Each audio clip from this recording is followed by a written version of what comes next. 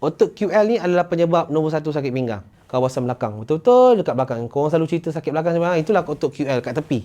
Otot tersebut, apabila kita kurang guna ni duduklah. Duduk, berbongkok, slouch selama 7-8 jam. Dan otot tersebut tak dapat nak membantu untuk memegang tulang belakang dan juga punggung. Jadi dia akan dia akan jadi macam bongkok. Nak bangun susah, apa susah. Itu jadi macam itu tu. Otot tu lemah.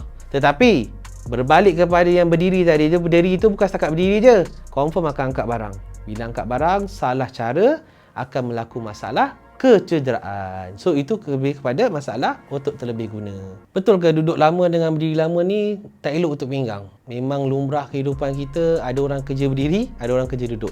Tetapi kita ada masa releasekan tension ataupun releasekan tekanan tersebut. Sebab orang yang duduk pun dia punya tension, dia ada tekanan dia, dan orang yang kerja berdiri pun ada tekanan dia. Dan tekanan tersebut kedua-duanya boleh mengakibatkan masalah sakit pinggang. Orang yang kerja office, macam mana nak mengatasi masalah sakit pinggang apabila duduk lama? Tuan-tuan dan puan-puan boleh setkan first. Kita boleh gunakan clock timer sejam sekali ataupun 45 minit. 40 minit ke sejam sekali bangun. Bangun tu bukan bangun duduk saja.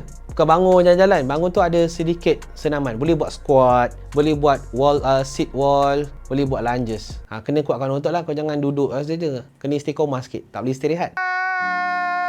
Okey, itu yang pertama. Yang kedua, tuan-tuan dan puan kena aktif. Tak kira lah anda tua ke, anda muda ke, lagilah yang tua lagilah kena aktif. Sebab apa? Anda jangan rasa bila anda tua, anda ni kena duduk dekat masjid, tikar sejadah je. Anda kena cari juga dumbbell lah, kena cari juga exercise. Nanti tanya anak cakap, mak teringin nak dumbbell nak, bukan terbuang terkung je Siti Khadijah tu. Okey. Lagi-lagi wanita. Wanita sangat perlu dan wajib bagi saya kena bina otot, kena angkat berat. So aktif. Okey. Dan yang ketiga, boleh gunakan kerusi ataupun meja yang lebih tinggi. Contoh, kadang-kadang kalau pergi office, kita punya komputer tu kadang-kadang ni bawah level kita punya dada. So, standardkan eye level tu ataupun chest level, bagi tahap sini je. Ataupun kursi tu kita rendahkan sikit ataupun tinggi sikit. Biasa sekarang banyak dah company yang gunakan meja yang naik turun tu. Yang ada bajet boleh gunakan naik tu. Kalau tak ada bajet sangat, boleh gunakan meja yang ergonomik dan kursi yang ergonomik. Kursi ergonomik tu bukan kursi gaming ya. Kursi gaming tu bukan kursi ergonomik. Antara yang kerja duduk, gamer dengan kerja construction angkat berat, mana yang lebih teruk? Of course saya akan memilih kerja duduk. Sebab apa? Sebab mereka ni memang kurang guna otot, otot dah malas, otot dah lemah. Manakala orang yang kerja construction ni, otot dia memang hari-hari digunakan. Sebab tu kalau korang tengok bangla-bangla warga asing yang kerja construction, mereka jarang sangat sakit melainkan mereka simpan. Mostly mereka simpan sebenarnya, tapi saya jarang lah nampak bangla-bangla yang teruk sakit pinggang. Yang biasanya nampak yang orang kita yang kerja duduk aja yang betul-betul kurang aktif. So bila anda kerja macam tu, tolonglah aktifkan diri anda. Adakah duduk lama boleh membawa kepada slip disc? Pertamanya kita kena faham, apabila duduk lama tu, prolonged sitting causes slip disc ni is very true. Yang pertama kenapa? Sebab apabila otot QL kita tadi tu dah tak kuat, lama kelamaan setahun anda kerja, 2 tahun lepas baru keluar universiti, okey lagi. Lepas naik 5 tahun, 6 tahun dah berumah tangga, dah apa semua, anda akan nampak tekanan badan anda, berat badan makin meningkat, dah kurang aktif, pinggang anda makin sakit. So bila sakit, mula sakit biasa je. Oh tak apa, sengah-sengah biasa je. Lagi-lagi laki.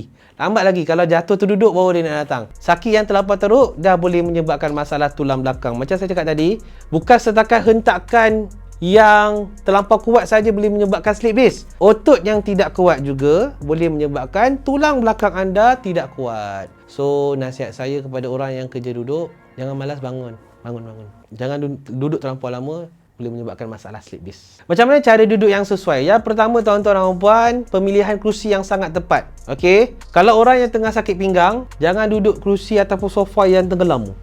Itu boleh menyebabkan anda punya punggung bila nak bangun payah. Okey, itu yang pertama. Yang kedua, untuk mengurangkan masalah sakit pinggang, anda boleh letakkan bantal dekat belakang anda punya pinggang ni. Okey, mostly kalau yang dah ada yang ada kerusi ergonomik tu, mereka dah ada support. Kita panggil dia lumbar support.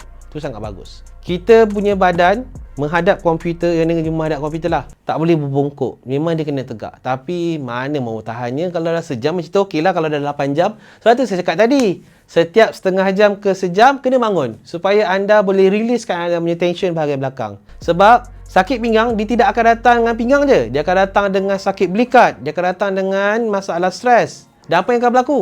Productivity akan kurang. Dan tentulah majikan korang tanya kenapa kerja makin tak okey.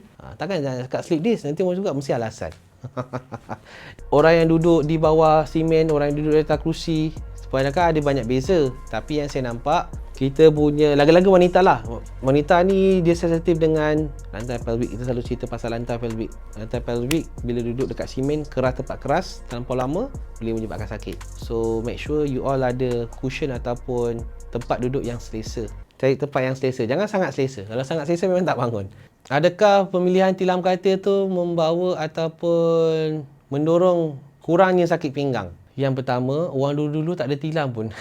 Tapi kurang sakit pinggang. Tapi kita tak tahu kan? Okey. Kita ni dah kerja office. Kerja tak kena dengan matahari. Keluar peluh pun tidak. Lepas tu balik rumah mengharapkan katil pula kan. Jadi pemilihan katil tu ada sangat perlu sebenarnya untuk recovery. Sebab waktu tidur adalah waktu pemulihan, waktu penyembuhan. Waktu itulah sel-sel kita tercipta baru. Sakit-sakit. Kenapa kita tidur, kita tak sakit pinggang pun. Bila kita bangun tidur, alamak itu sakit, ini sakit. Sebab waktu itulah badan kita sedang proses penyembuhan. Kalau tanya saya, nak cari katil ke ataupun tidur dekat bawah lantai, korang cuba dua-dua. Tapi bagi saya sebenarnya, tidur lantai pun sangat bagus sebenarnya. Kalau sekali-sekala kalau tuan-tuan dan puan nak cuba tidur lantai, nak cuba 3 hari, 4 hari, badan akan rasa tak selesa. Tapi sakit pinggang akan berkurang. Manakala untuk katil ni ada katil yang bagus, harganya pun bagus. Ada katil ni yang kurang bagus, harganya pun biasa-biasa je. Jadi bergantung pada bajet penggunaan. Tapi kalau tanya saya, nak gunakan yang mana? Better gunakan topper pun boleh. Kalau katil tu dah lendut, pakai topper. Cari tilam yang tak terlampau keras dan tak terlampau lembut supaya dapat support tulang belakang tu. Sebab tidur sangat penting.